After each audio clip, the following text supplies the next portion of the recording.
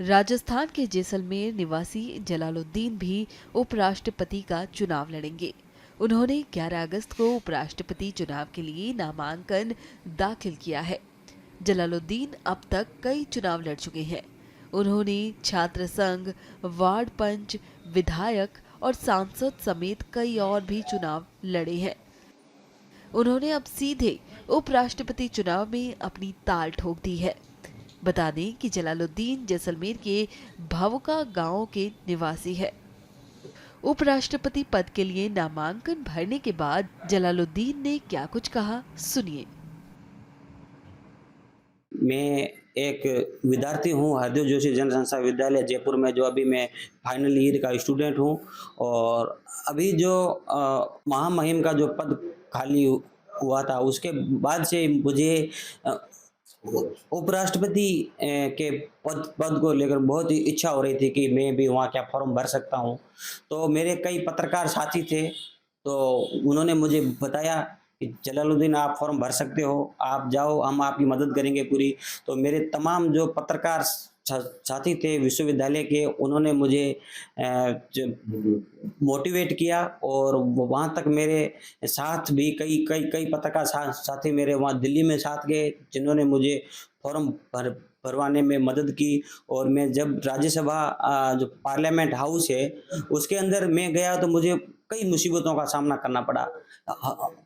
वहाँ पे जो उनका प्रोटोकॉल होता है, जो एक सुरक्षा होती है राज्यसभा की, उनको मद्देनजर रखते हुए तमाम सुरक्षा एजेंसियों ने मुझे और मेरे बारे में पूरा बायोडाटा जानने के बाद मुझे, जो राज्यसभा के महासचिव होते हैं, जो सेक्रेटरी होते हैं उपराष्ट्रपति महोदय के, वहाँ तक मुझे वो मेरा नामांकन था वो मैंने वहाँ पे जमा करवाया। और 15,000 रुपये उसकी फीस होती है, वो मैंने जमा करवाई। उसके पश्चात मुझे 22 तारीख तक का टाइम दिया गया है कि आपके पास प्रस्तावक नहीं है तो आपके फार्म है वो स्वतः ही निरस्त हो जाएगा। यदि आप 22 तारीख तक आपके पास टाइम है, आप फॉर्म भर सकते हो। तो मेरी टीम है जो फार्म खारिज होने की संभावना पूरी है, क्योंकि मेरे पास प्रस्तावक नहीं थे। मैंने प्रयास मैं कर रहा हूँ। मैं अभी जयपुर में और दिल्ली में जो मेरी पत्रकारिता की टीम है, मेरे जो पीआर है, वो पूरी कोशिश कर रहे हैं। आश्वासन भी मिला है कि आपको पूरे प्रस्ताव पूरे मिलेंगे। जो कॉलेज के मेरे छात्र है, जो विद्यार्थी है, कॉलेज के शिक्षक है, कॉलेज के डीन है, वो मुझे लगातार फोन कर रहे हैं कि जलालुद्दीन आपने तो बहुत अच्छा काम किया है। भारत के लोकतंत्र का सबसे बड़ा यही उद्देश्य है कि आम आदमी फॉर्म भर सकता है और जो भी उसके जो भी उस लोकतंत्र में भागीदारी निभाए वो पूरी कर सकता है। शुरू से ही साहब, मैं जब स्कूल टाइम में पढ़ता था गांधी बाल मंदिर में, तो जब वो मैं क्लास में मुझे मॉनिटर बनाया था, तो वहाँ से ही मेरी इच्छा हो गई थी कि साहब यदि जिम्मेदारी कोई भी होती है वो बड़ी चीज़ होती है, उसको कैसे निभाया जाता है। जिम्मेदारी यदि पद मिलता है तो व्यक्ति उसकी जनता की सेवा कर सकता है, या मतलब आम आदमी जो एकदम गरीब आदमी है, जहाँ जहाँ से मतलब आदमी कहीं शहर में कहीं भी कार्यालय में नहीं पहुँच पाता है, वो सरकारी योजना हो चाहे कोई भी काम हो, जब तक उसको जागरूक नहीं होगा तब तक वो व्यक्ति काम नहीं कर सकता। काम करवाने के लिए किसी किसी के पास पद होता है तो वो काम आसानी से काम वो कर सकता है और वो आम आदमी की भी काम करवा सकता है।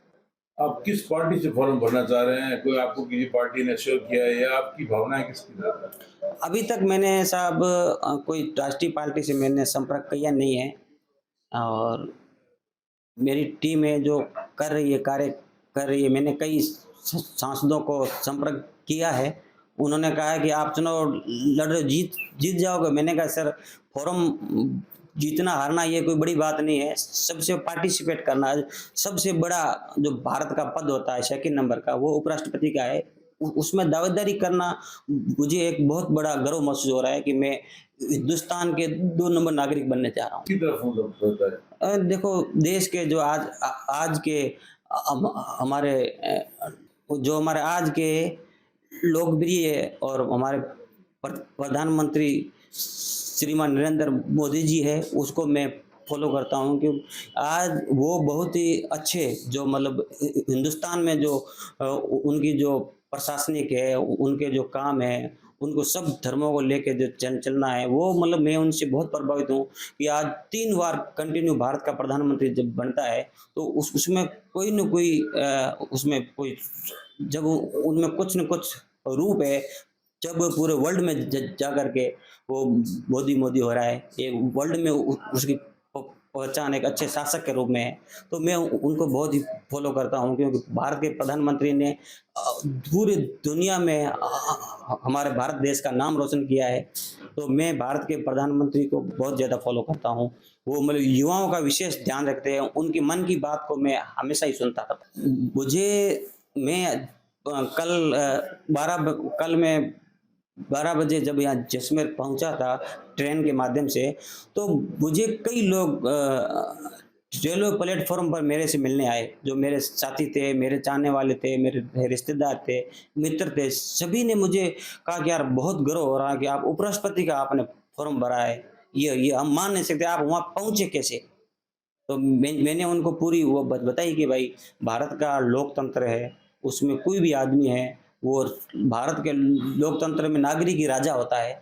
तो मैंने उनको कहा तो उन्होंने कहा आप पे बहुत गर्व हो रहा है, आप आगे बढ़े और हम ये सब दुआ करते हैं कि आपका नामांकन खारिज नहीं हो और आपको प्रस्ताव मिले और आगे आप जो जो भी प्रक्रिया होती है वो पूरी करें। मैं एसपी साहब के पास गया था, एसपी साहब ने तो मुझे बहुत ही अच्छा सम्मान दिया और मुझे बिठाया कि आप उपराष्ट्रपति की दौड़ में हो, आप यहाँ हमारे आए हो, आपका स्वागत है, हम आपको उज्जवल भविष्य की कामना करते हैं।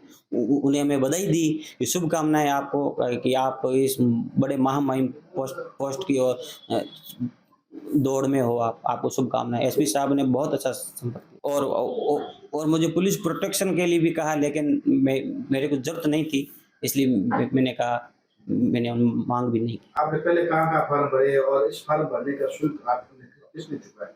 मैंने पहले वार्ड पंच के रूप में मैंने फॉर्म भरा और चुनाव भी लड़ा था। मैंने लड़ा, एक वोट से मैं चुनाव वार्ड पंच का हारा था। उसके बाद मैंने लोकसभा का लड़ा नहीं, फॉर्म भरा था।